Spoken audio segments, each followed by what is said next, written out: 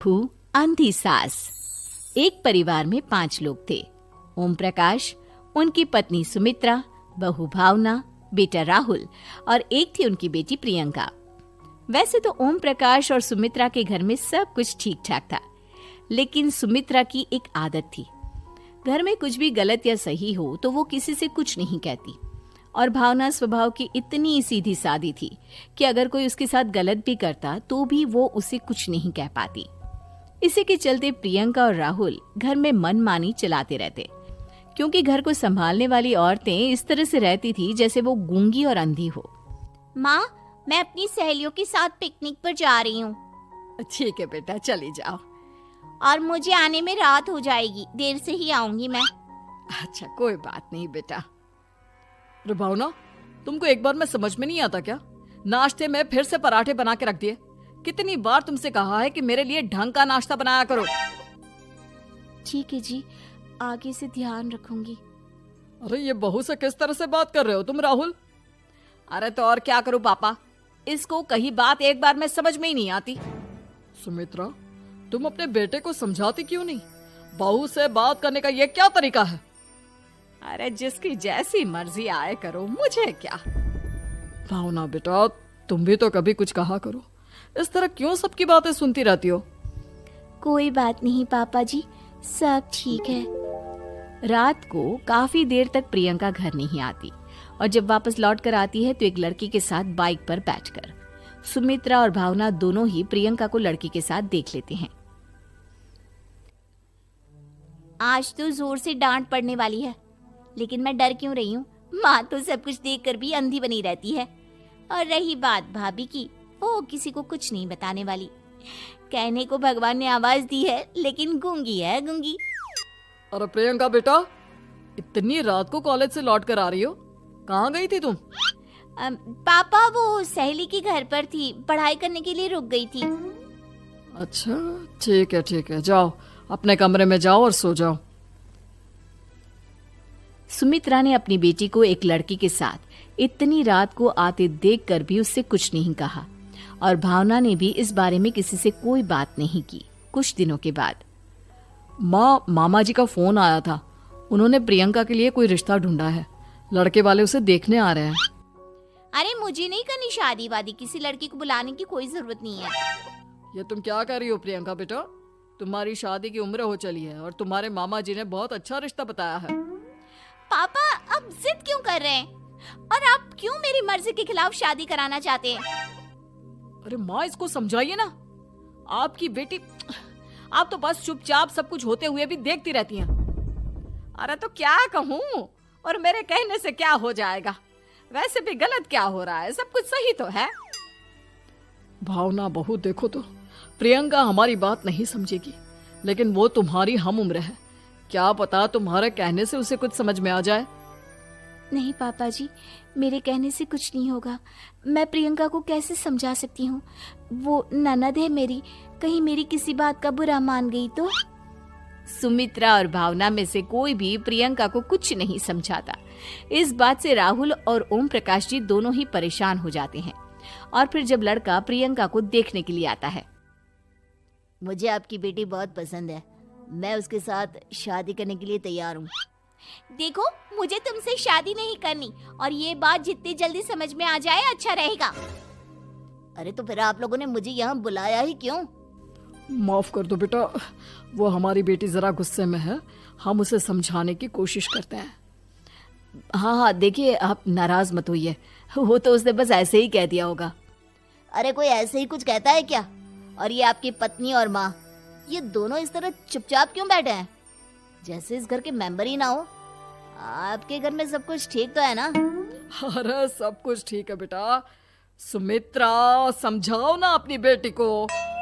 अरे क्या समझाऊं, क्या होगा समझाने से? सब ठीक ही तो हो रहा है, गलत क्या हो रहा है? भावना, प्रियंका को अंदर लेकर जाओ और उससे समझाओ कि कितना अच्छा रिश्ता है।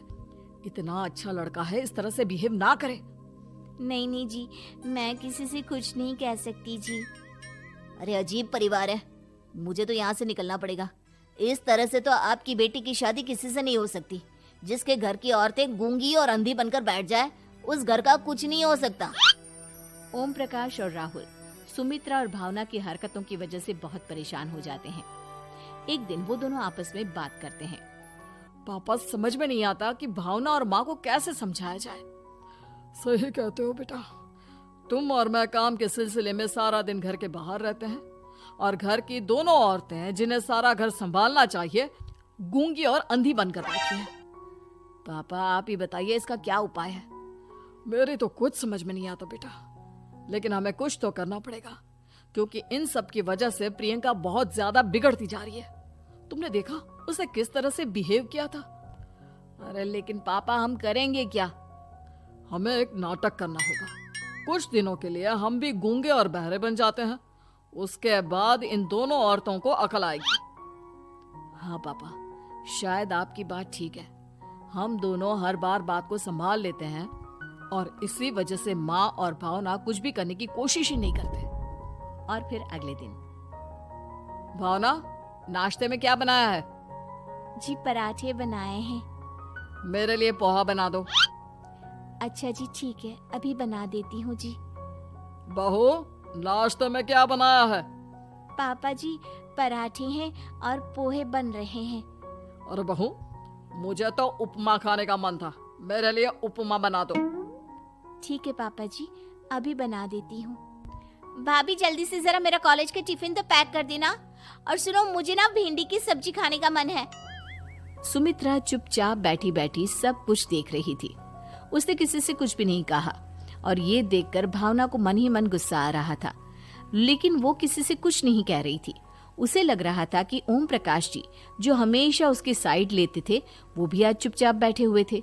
शाम के वक्त प्रियंका अपने बहुत सारे दोस्तों को लेकर घर आती है और उधर दूसरी तरफ से राहुल भी अपने ऑफिस के दोस्तों को लेकर घर आ जाता है।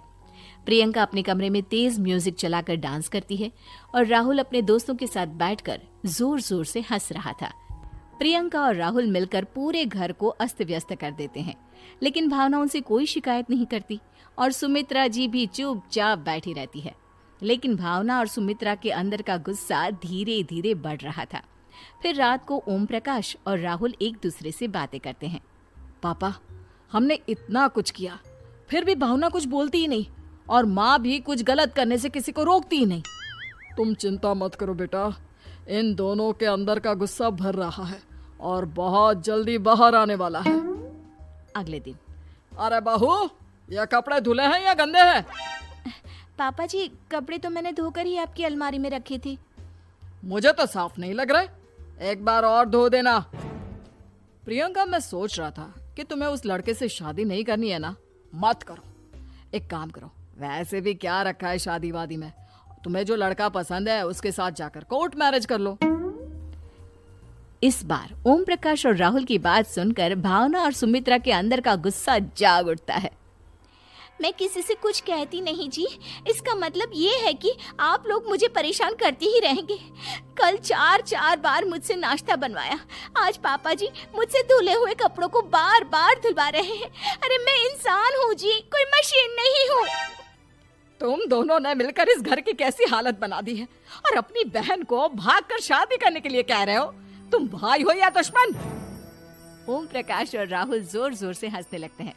अरे इसमें हंसने की क्या बात है? हम लोग यहाँ इतने परेशान हो रहे हैं जी, तुम लोगों को ऐसी हरकत करने के बाद भी हंसी आ रही है।